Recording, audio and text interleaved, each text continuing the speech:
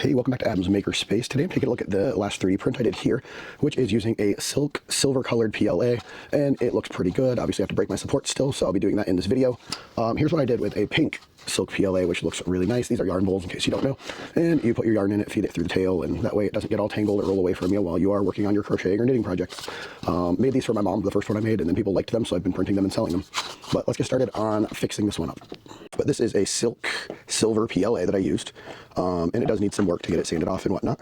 Here's another silk one I did. This one is Overture silk pink PLA that they provided me for free to make some content for. But I really love this color, and I really love the silver color here that is not from that brand. But let's get started on fixing this up. Okay, so the first thing we're going to want to do is pop out all the supports, which on this model is not that difficult to do normally. Just push it through a little, grab it with my little clippers, pull it out, and then grab the front and pull it off. And then just got to clean up a little bit with these clippers.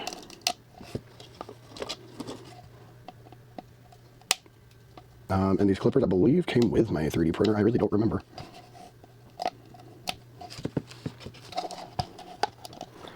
But you want to be careful, because if you don't do something like these clippers when you're cleaning this model, it will break, because especially at the tail side, it is pretty flimsy.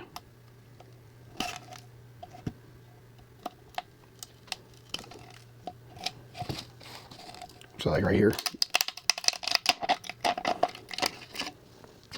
and right here. You can see the whole tail does move. There we go. Okay, so that's the first part. The next thing I'm going to do is get out my xtool selected engraving pen. Xtool did send this to me so I could evaluate it and make some content. But I like to use the sanding pads that come with it to kind of add a nice finishing touch to my 3D models. So I'll just turn it on either the lowest or the second setting, and then just run it over the rough parts.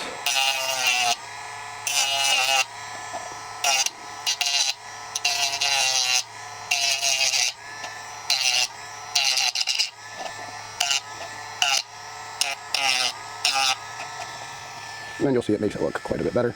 So I'll go around and do this to all of the rougher areas, and then I'll be back.